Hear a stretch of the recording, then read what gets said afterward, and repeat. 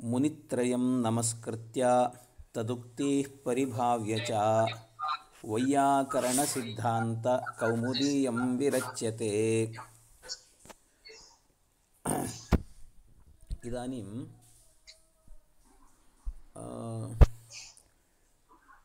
ಪ್ರಥಮಂ ಅತ್ರ ಅಯಂ ಪ್ರಶ್ನಃ ಪ್ರಥಮತಃ ಅಯಂ ಪ್ರಶ್ನಃ ವರ್ತತೆ.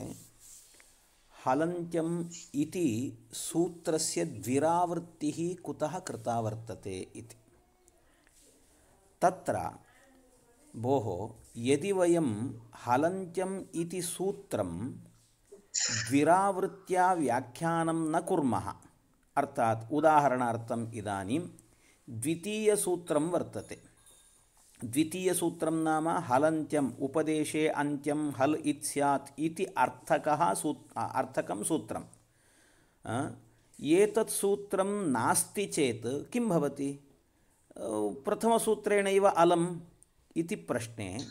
ತತ್ರ ಭೋಃ ಯದಿ ದ್ವಿತೀಯಂ ಉಪದೇಶೇ ಅಂತ್ಯಂ ಹಲ್ ಇತ್ ಸ್ಯಾತ್ ಇತಿ ಇತ್ಯರ್ಥಕಂ ಸೂತ್ರಂ ನಾಸ್ತಿ ಚೇತ್ ತದಾ ಉತ್ತರತ್ರ ನ ವಿಭಕ್ತೌ ತುಸ್ಮಾಹ ಇತಿ ಏಕಂ ಸೂತ್ರಂ ವರ್ತತೆ. ತತ್ರ ಕಿಂ ವಕ್ತಿ? ನ ವಿಭಕ್ತೌ ತುಸ್ಮಾಹ ಇತ್ಯತ್ರ ವಿಭಕ್ತಿಸ್ಥಾಃ ತವರ್ಗಸಮಾಃ ನ ಇತಃ ಇತಿ. ಅರ್ಥಾತ್ ವಿಭಕ್ತಿ ಸಂಜ್ಞಕಾಃ ತಕಾರ ತವರ್ಗ ಸಕಾರ ಮಕಾರಾಣಾಂ ಇತ್ಸಂಜ್ಞಾ ನ ಭವತಿ ಇತಿ ವಕ್ತಿ. ತತ್ರ ಪರಂತು ಇತ್ಸಂಜ್ಞಾ ನ ಭವತಿ ಇತಿ ನಿಷೇಧಃ ಕರೋತಿ. ತತ್ರ ನಿಷೇಧಂ ಕರೋತಿ, ಪರಂತು ನಿಷೇಧಕಾಲೆ ಅಸ್ಮಾಕಂ ಏತದ್ ಜ್ಞಾನम् आवश्यकं. ಪ್ರಸಕ್ತಸ್ಯೈವ ನಿಷೇಧಃ ಭವತಿ. ಯದಿ ಇತ್ಸಂಜ್ಞಾಯಾಃ ಪ್ರಸಕ್ತಿಃ ವರ್ತತೆ ಚೇತ್ ತದಾ ಏವ ಇತ್ಸಂಜ್ಞಾ ವಕ್ತವ್ಯ.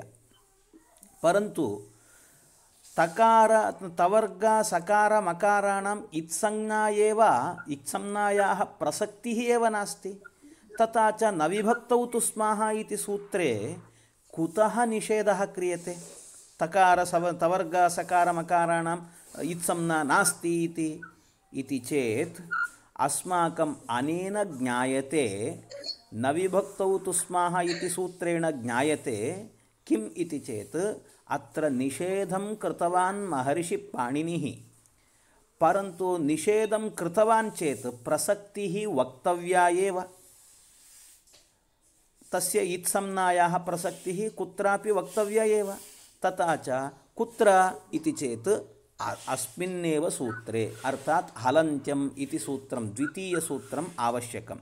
ಅನ್ಯಥಾ ತತ್ರ ನ ವಿಭಕ್ತೌ ತುಸ್ಮಾಹ ಇತಿ ಸೂತ್ರಸ್ಯ ಅವಶ್ಯಕತಾ ಏವ ನಾಸ್ತಿ. ಪರಂತು ಉಕ್ತವಾನ್ ಇತಿ ಕೃತ್ವಾ ತಥಾ ಚ ಅನೇನ ಜ್ಞಾಯತೆ ಅಸ್ಮಾಕಂ ದ್ವಿತೀಯ ಸೂತ್ರಸ್ಯ ಅವಶ್ಯಕತಾ ವರ್ತತೆ ಇತಿ. ತಥಾ ಚ ಕಿಂ ಭವತಿ? ಉಪದೇಶೇ ಅಂತ್ಯಂ ಹಲ್ ಇತ್ ಸ್ಯಾತ್ ಇತಿ ಸೂತ್ರಾರ್ಥಕಂ ಇತ್ಯರ್ಥಕಂ ಸೂತ್ರಂ ಅವಶ್ಯಕಂ ಇತಿ. ಭವತು ದ್ವಿತೀಯ ಸೂತ್ರೇಣೈವ ಅಲಂ, ಪ್ರಥಮ ಸೂತ್ರಂ ಕಿಮರ್ಥಂ? ಪ್ರಥಮ ಸೂತ್ರಂ ಮಾಸ್ತು ಇತಿ ಚೇತ್ ಯದಿ ಪ್ರಥಮ ಸೂತ್ರಂ ನ ಭವತಿ ಚೇತ್ ತದಾ ಅಸ್ಮಾಕಂ ಅನ್ಯೋನ್ಯಾಶ್ರಯಃ ಇತಿ ಕಶ್ಚನ ದೋಷಃ ಭವತಿ. ಕಥಂ ಇತಿ ಚೇತ್ ಭೋಃ ಹಲಂತ್ಯಂ ಇತ್ಯಸ್ತಿ ಸೂತ್ರಂ, ಪರಂತು ಹಲಂತ್ಯಂ ಇತಿ ಸೂತ್ರಸ್ಯ ಪ್ರವೃತ್ತ್ಯರ್ಥಂ ಅಸ್ಮಾಕಂ ಘಟಿತಜ್ಞಾನಂ ಪ್ರತಿ ಘಟಕಜ್ಞಾನಂ ಕಾರಣಂ ಇತ್ಯಸ್ತಿ ನಿಯಮಃ. ಅರ್ಥಾತ್ ವಾಕ್ಯಾರ್ಥಜ್ಞಾನಂ ಪ್ರತಿ ಪದಾರ್ಥಜ್ಞಾನಂ ಅವಶ್ಯಕಂ. ವಾಕ್ಯಂ ನಾಮ ಪದಾನಾಂ ಸಮೂಹಃ. ತಥಾ ಚ ವಾಕ್ಯಾರ್ಥಜ್ಞಾನಂ ಪ್ರತಿ ಪದಸ್ಯ ಅರ್ಥಾತ್ ಹಲಂತ್ಯಂ ಇತಿ ಸೂತ್ರಸ್ಯ ಜ್ಞಾನಾರ್ಥಂ ಅಸ್ಮಾಕಂ ತತ್ರ ಘಟಕೀಭೂತ ಹಲ್ ಇತಿ ಪದಸ್ಯಾಪಿ ಜ್ಞಾನಂ ಅವಶ್ಯಕಂ. ಅಂತ್ಯಂ ಇತಿ ಪದಸ್ಯ ತು ಕೋಶಾದಿ ನ ಜ್ಞಾಯತೆ ಅಸ್ಮಾಕಂ. ಪರಂತು ಹಲ್ ಪದಂ ತಾವತ್ ವ್ಯಾಕರಣಸ್ಯ ಪಾರಿಭಾಷಿಕಃ ಕಶ್ಚನ ಶಬ್ದಃ. ಕಥಂ ತಸ್ಯ ಜ್ಞಾನಂ ಭವತಿ ಇತಿ ಪ್ರಶ್ನೆ. ಅತಃ ತಸ್ಯ ಜ್ಞಾನಾರ್ಥಂ ಆದಿರಂತ್ಯೇನ ಇತಿ ಸೂತ್ರಸ್ಯ ಅವಶ್ಯಕತಾ ವರ್ತತೆ. तस्य प्रवृत्तिः करणीया। तत्रापि घटितज्ञानं प्रति घटकज्ञानं कारणम् इत्यस्ति नियमः। कुतः आदिरन्त्येन सहेत इति वाक्यार्थज्ञानं प्रति पदार्थज्ञानम् अर्थात् आदिः अन्त्येन सह इता इति पदार्थज्ञानम् आवश्यकं। तत्र आदिः अन्त्येन सह इत्येतेषां पदानां तावत् अर्थः अस्माकं कोशादिना ज्ञायते, परन्तु इता इत्यस्ति पदं सः शब्दः तावत् व्याकरणस्य पारिभाषिकः वर्तते। तथा च तस्य ज्ञानं व्याकरणशास्त्रेणैव भवितव्यं। तज्ज्ञानजनकं सूत्रं किम् इति चेत् तज्ज्ञानजनकं सूत्रं वर्तते हलन्त्यम् इति सूत्रं। तथा च इदानीम् अन्योन्याश्रयः दोषः। कथं? हलन्त्यम् इति सूत्रस्य प्रवृत्त्यर्थम् आदिरन्त्येन इति सूत्रस्य अपेक्षा वर्तते। आदिरन्त्येन सहेत इति सूत्रस्य प्रवृत्त्यर्थं हलन्त्यम् इति सूत्रस्य प्रवृत्तेः अपेक्षा वर्तते। तथा च हलन्त्यं सूत्रस्य प्रवृत्तिं विना आदिरन्त्येन इति सूत्रस्य प्रवृत्तिः न भवति। आदिरन्त्येन इति सूत्रस्य प्रवृत्तिं विना हलन्त्यम् इति सूत्रस्य प्रवृत्तिः न भवति। तथा च परस्परसापेक्षत्वात् अन्योन्याश्रयः इति दोषः भवति इति। परस्परसापेक्षत्वम् अन्योन्याश्रयत्वं। तथा च यदा अन्योन्याश्रयः भवति तदा वाक्यार्थज्ञानम् एव न जायते। तथा च वाक्यार्थज्ञानमेव न जायते इति कृत्वा तत्र अन्योन्याश्रयः। परन्तु तस्य परिहारः कथं करणीयः इति चेत् अतः प्रथमसूत्रम् आवश्यकं, हलन्त्यम् इति सूत्रम्। इदं सूत्रं तावत् एकपदात्मकं सूत्रं वर्तते। एकपदात्मकम् अर्थात् हलि अन्त्यं हलन्त्यम् इति एकपदात्मकं सूत्रं। सप्तमी तत्पुरुषः तत्र समासः। तत्र हलि अन्त्यम् इत्यस्य अयम् अभिप्रायः हल् इति सूत्रे अन्त्यम् इत्स्यात् इति। हल् इति सूत्रे अन्त्यम् इत्स्यात् इत्युक्तत्वात् हल् नाम चतुर्दशसूत्राणां मध्ये अन्तिमं सूत्रं। तत्र विद्यमान अन्त्यम् अक्षरम् इत् भवति इति। तथा च हल् इत्यत्र विद्यमान अन्तिमवर्णः नाम लकारः, लकारस्य इत्संज्ञा भवति इति। तथा च इदानीम् इत्संज्ञा भवति इति उक्तं वर्तते। इदानीम् आदिरन्त्येन सहेत इति सूत्रस्य प्रवृत्तिं विना हलन्त्यसूत्रस्य प्रवृत्तिः अभवत्। तथा च आदिरन्त्येन इति सूत्रस्य प्रवृत्तिं विना अभवत् इति कृत्वा अत्र सापेक्षत्वं नास्ति इति कृत्वा इदानीम् अन्योन्याश्रयदोषः नास्ति। इदानीम् आदिरन्त्येन सहेत इति सूत्रस्य प्रवृत्त्यनन्तरं किं भवति? हलन्त्यम् इति सूत्रप्रवृत्तिः भवति। तथा च हलन्त्यम् इति सूत्रस्य प्रवृत्त्यनन्तरम् उपदेशे अन्त्यं हलित् स्यात् इत्यादि अर्थः ज्ञायते अस्माकं। तथा च अन्योन्याश्रयदोषः नास्ति इति। एतत् सर्वं पूर्वमेव पाठितं वर्तते, पुनरेकवारम् उक्तवान्, समीचीनं वक्तव्यम् इति कृत्वा। इदानीम् आदिरन्त्येन सहेत इत्यस्ति सूत्रम्। आदिरन्त्येन सहेत, आदिरन्त्येन सहेत इति सूत्रस्य अयम् अभिप्रायः अन्त्येन इता सहितः आदिः मध्यगानां स्वस्य च संज्ञा स्यात् इति। अत्र चतुष्पदात्मकं सूत्रं वर्तते इदम्। अत्र तु सूत्रार्थे आदिः सूत्रे तावत् आदिः अन्त्येन सह इता इति चत्वारः चत्वारः अर्थात् तत्र चतुष्पदात्मकत्वं वर्तते। परन्तु सूत्रार्थे तावत् मध्यगानां स्वस्य च संज्ञा इत्यादि पदानां तत्र सान्निध्यं वर्तते। कथम् इति चेत् तत्र भोः पश्यन्तु, अत्र सूत्रे आदिः अन्त्येन इत्यस्ति। यदा आदिः एवम् अन्त्यम् अपि भवति चेत् मध्यमपि भवत्येव। तत् आक्षिप्यते आदि एवं अन्त्य इति पदद्वयं मध्यपदम् आक्षेपं करोति मध्यपदस्य आक्षेपं करोति कथमिति चेत् उदाहरणार्थम् अहं वदामि कश्चन देवदत्तः इति वर्तते देवदत्तः सः दिवा अभुञ्जानः देवदत्तः पीनः वर्तते इति वदामः दिवा अभुञ्जानः अर्थात् सः दिवा भोजनं न करोति परन्तु पीनः वर्तते दष्टपुष्टः वर्तते सः तत् कथं संगच्छते इति चेत् तेन आक्षेपः क्रियते रात्रौ भोजनं करोति इति अर्थात् मध्याह्ने यद् भोजनं कर्तव्यं तदपि स्वीकृत्य रात्रावेव भोजनं करोति इति सम्यक् भोजनं करोति इति अस्माकम् आक्षेपः अर्थात् आक्षिप्यते अर्थात् तस्य आवश्यकता वर्तते नो चेत् पीनत्वं तत्र न संगच्छते अतः दिवा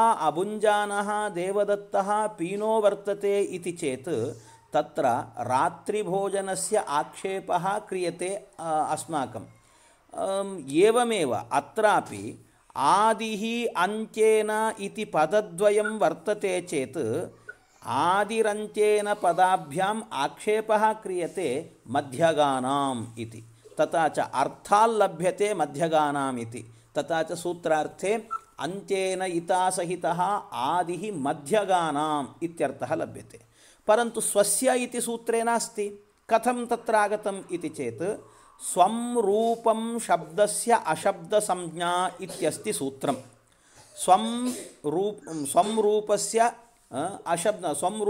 अशब्दसंज्ञा इति तत्र स्वम् इति पदस्य अनुवृत्तिः क्रियते अनुवृत्तिः क्रियते इति कृत्वा तत्र स्वम् इति पदस्य अनुवृत्त्या षष्ट्यन्ततया विपरिणामः अपि क्रियते तथा च स्वस्य इत्यर्थः लभ्यते संज्ञा इति तावत् संज्ञाप्रकरणत्वात् लभ्यते तथा च एवं सूत्रार्थः सम्पन्नः भवति अन्त्येन इता सहितः आदिः मध्यगानां स्वस्य च संज्ञा स्यात् इति सूत्रार्थः लभ्यते इति अनेन अच् अल् हल् इत्यादि प्रत्याहाराणां सिद्धिः भवति तत्र अच् इत्यस्ति इदानीं स्वीकुर्मः अच् इति अच् नाम अत्र अन्त्येन इता सहितः नाम चकारेण सहितः आदिः नाम अकारः मध्यगानाम् इ उ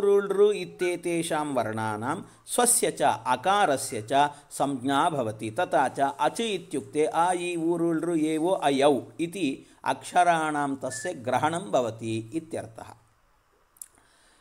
इदानीम् अत्र कश्चन वाक्यार्थः वर्तते भोः इदानीम् अत्र अन्त्येन इता सहितः आदिः इति आदि इति पदं वर्तते एवं अन्त्यम् इति पदं वर्तते तत्र आदिपदेन किं सूत्रस्य आदिः विवक्ष्यते उत समुदायस्य आदिः विवक्ष्यते इति प्रश्नः तत्र सूत्रस्य आदिः विवक्ष्यते अथवा समुदायस्य आदिः विवक्ष्यते इति प्रश्नः तत्र सूत्रस्य आदिं एव स्वीकुर्मः इति यदि वदति तर्हि तदा इक् इच् इत्यादीनां प्रत्याहाराणां संग्रहः न भवति कुतः सूत्रस्य आदिः इति यदि स्वीक्रियते तर्हि सूत्रस्य आदौ इकारः वर्तते वा ऐ उण् इत्यत्र द्वितीयम् अक्षरं भवति इकारः तथा च तत्र सूत्रस्य आदिं यदि स्वीकुर्मः तर्हि अकारः एव भवति न तु इकारः तथा च इकार इक् इको यणचि इत्यत्र इक् इति प्रत्याहारः न सिद्ध्यति कुतः इकार तत्र सूत्रस्य आदिः एव स्वीकृतः अतः तद्वारणाय तत्र सूत्रस्य आदिः इति न विवक्षणीयम् अपि तु समुदायस्य आदिः इति इदानीम् इक् इति समुदायः तस्य आदौ इकारः भवति चेदपि तत्र इक् इत्यादि प्रत्याहाराणां सिद्धिः भवति इति एवमेव अन्त्यं नाम भोः तत्र सूत्रस्य अन्त्यं विवक्ष्यते उत समुदायस्य अन्त्यम् इति प्रश्नः। यदि अत्र सूत्रस्य अन्त्यम् एव स्वीकुर्मः इति चेत् भोः यदि सूत्रस्य अन्त्यं स्वीक्रियते तर्हि र इति प्रत्याहारः न सिद्ध्यति। रप्रत्याहारः पूर्वमुक्तं वर्तते। लण् सूत्रस्थ अवर्णेन सह उच्चार्यमाणः अर्थात् लण् सूत्रे अकारश्च इति लण् सूत्रस्थ अवर्णेन सह उच्चार्यमाणः रेपः रलयोः संज्ञा इति।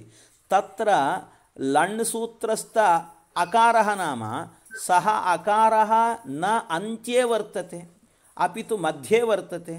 तथा च यदि सूत्रस्य अन्त्यं स्वीकुर्मः तर्हि र इति प्रत्याहारे अकारस्य अन्त्ये अभावात् रप्रत्याहारः न सिद्ध्येत्।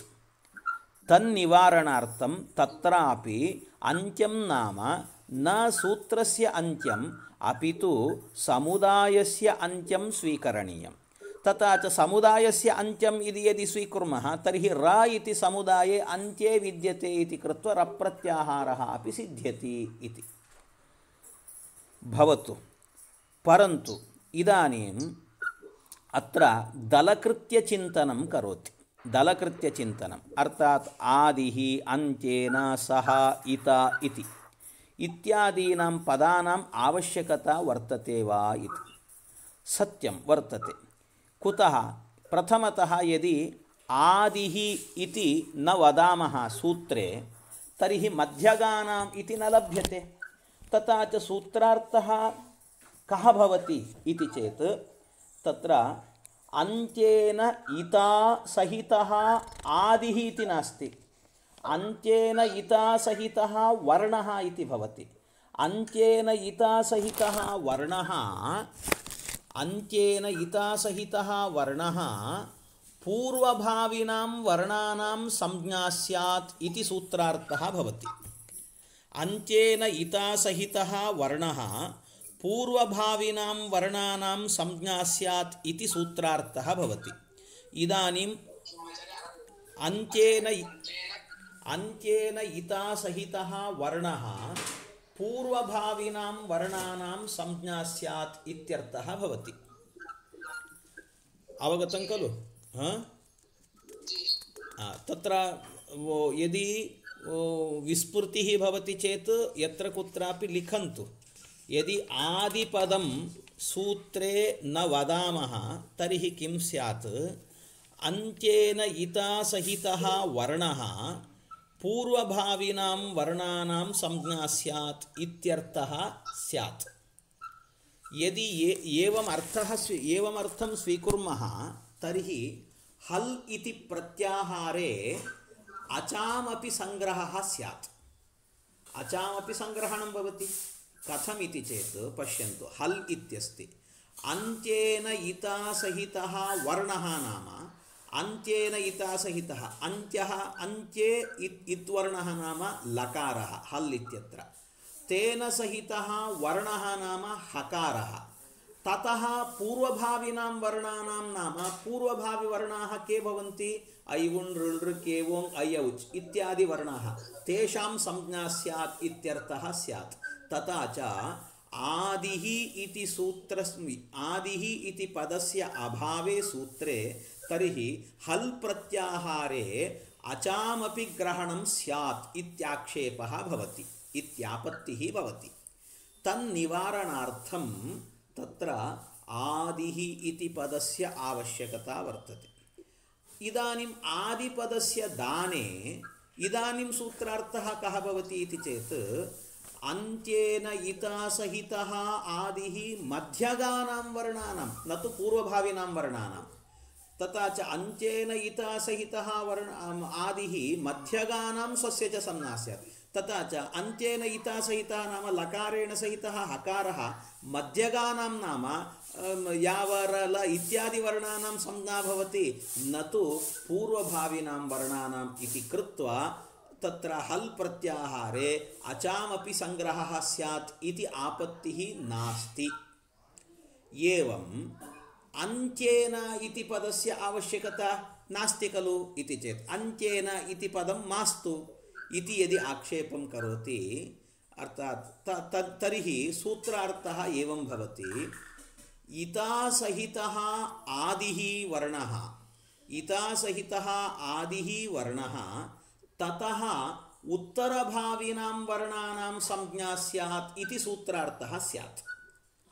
इतासहितः आदिः वर्णः ततः उत्तरभाविनां वर्णानां संज्ञा स्यात् इति सूत्रार्थः स्यात्।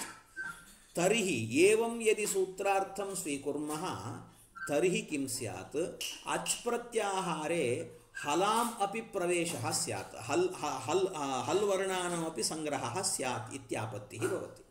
कथमिति चेत् अच् इति वर्तते प्रत्याहारः, तत्र इता सहितः आदिः वर्णः नाम चकारेण सहितः आदिः वर्णः अकारः, उत्तरभाविनां नाम ईवुरुळ्रु एवो अयौ एवं हयवर इत्यादीनामपि संग्रहः स्यात्, इत्यादीनामपि संज्ञा स्यात्। तथा च एवं यदि सूत्रार्थं स्वीकुर्मः तर्हि अचां मध्ये हलामपि प्रवेशः स्यात्। तन्निवारणार्थम् अत्र अन्त्येन इति पदस्य आवश्यकता वर्तते। अन्त्येन इति पदस्य दाने इदानीं सूत्रार्थः एवं भवति अन्त्येन इता सहितः आदिः मध्यगानां स्वस्य च संज्ञा स्यात् इति। तथा च अन्त्येन इता सहितः चकारेण सहितः आदिः नाम अकारः मध्यगानां संज्ञा भवति, न तु उत्तरभाविनां वर्णानां। तथा च हलां प्रवेशः नास्ति इति कृत्वा अत्र समस्यायाः परिहारः भवति इति। भोः भवतु, इदानीम् इत्तिति पदम् अपि वर्तते तत्र, इत् पदं। तथा च इत् पदस्य अदाने किं स्यात्? इत् पदं मास्तु, अन्त्येन इता सहितः इति वक्ति, अन्त्येन इता सहितः इति मास्तु। तर्हि किं स्यात्? सूत्रार्थः एवं भवति अन्त्येन सहितः आदिः मध्यगानां स्वस्य च संज्ञा स्यात् इति सूत्रार्थः स्यात्। एवं यदि सूत्रार्थं स्वीकुर्मः तर्हि अम् इति प्रत्याहारे, अम् इति कश्चन प्रत्याहारः वर्तते। अम् इति प्रत्याहारे ञाम् तत्र अम् इति प्रत्याहारे तावत् ङणन इति अक्षराणां संग्रहः न भवति। कुतः? ञमगणनम् इत्यस्ति, ञमगणनम् इति। ञमगणनम् इत्यत्र ङणन इत्यक्षराणां संग्रहः न भवति। कुतः इति चेत् तत्र अम् इति प्रत्याहारे मकारः नाम वयं प्रथमे अर्थात् सूत्रे ञमगणनम् इत्यस्ति खलु, तत्र ञम इत्यस्ति खलु, ञम अत्र प्रथममकारः वर्तते, तं मकारम् एव स्वीकुर्मः वयं। तथा च अन्त्येन सहितः नाम अन्त्येन सहितः प्रथममकारसहितः आदिः नाम अकारः मध्यगानां संज्ञा स्यात् इत्युक्ते तत्र अम् प्रत्याहारे ङ न न इत्येतेषां वर्णानां संग्रहः न भवति इति। भोः, प्रथममकारस्य स्वीकारं कुतः करोषि भवान्?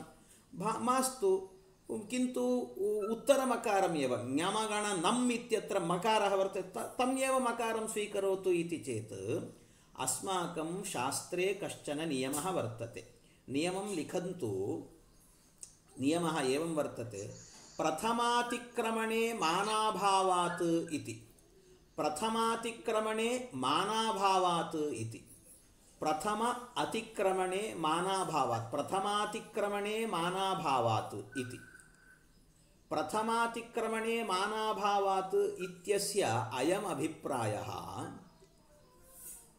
प्रथमस्य अतिक्रमकरणे तत्र अस्माकं प्रमाणम् आवश्यकं, किमपि प्रमाणम् आवश्यकं प्रथमस्य अतिक्रमणे। अर्थात् प्रथममकारः वर्तते ङम् इत्यत्र, ञमगणनम् इत्यत्र, तं मकारं तिरस्कृत्य उत्तरमकारम् एव स्वीकरणं कर्तव्यम् उत्तरमकारस्य इति विषये किञ्चित् प्रमाणम् आवश्यकं।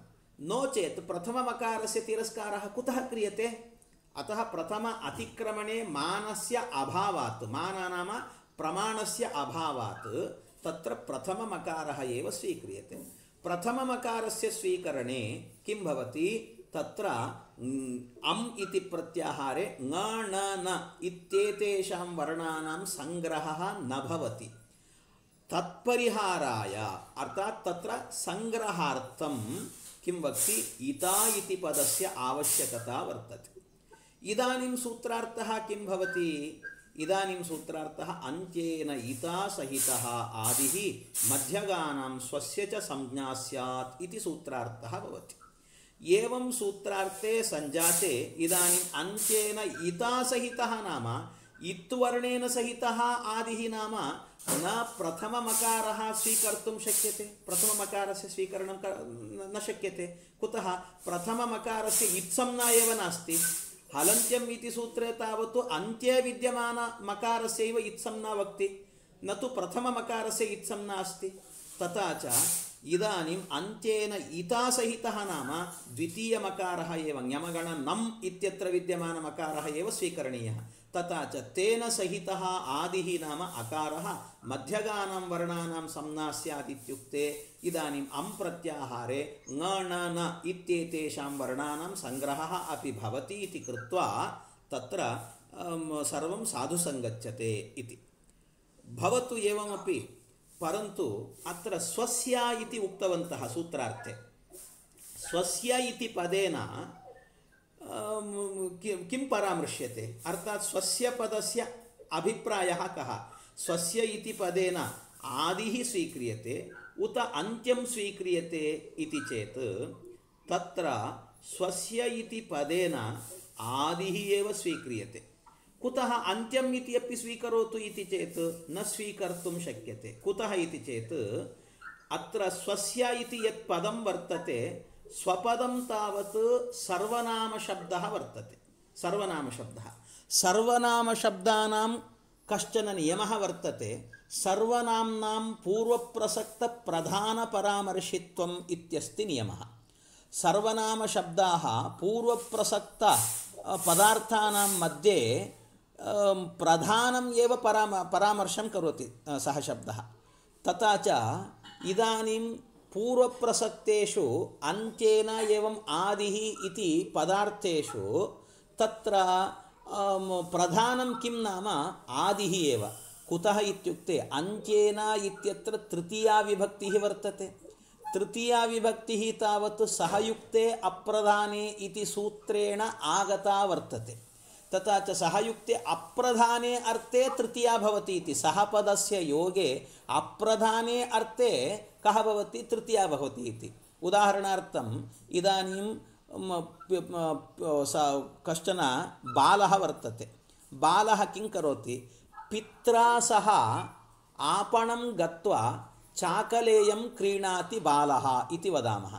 पित्रा सह आपणं गत्वा चाकलेयं क्रीणाति। अत्र क्रीणाति इत्युक्ते कः क्रीणाति? बालः एव क्रीणाति। कुतः? पित्रा सह इत्यत्र सह पदस्य योगेन तत्र तृतीया भवति। तथा च सः अप्रधानीभूतः वर्तते। तथा च तृतीया विभक्तेः अन्त्येन इत्यत्र सत्वात् अप्रधाने अर्थे आगतः। अतः प्रधानम् एव परामर्शं करोति सर्वनामशब्दः। अत्र सर्वनामशब्दस्य प्रधानं नाम आदिः एव भवति। तथा च स्वस्य नाम आदेः संज्ञा भवति इत्यर्थः करणीयः इति सर्वं साधु संगच्छते इति सूत्रस्य अभिप्रायः वर्तते। अयं कश्चन वाक्यार्थविषयकः वर्तते। इदं सूत्रं विशेषतया सम्यक् चिन्तनं करोतु। यदि सन्देहः वर्तते चेत् किमपि तर्हि पृच्छन्तु। यः कोऽपि सन्देहः वर्तते चेत्।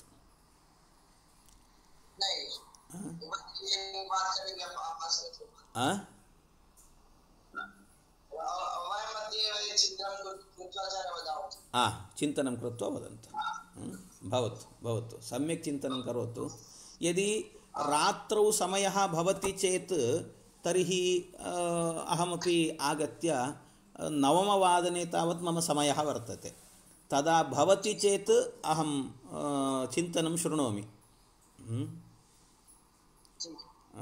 विचारं कृत्वा वदन्तु।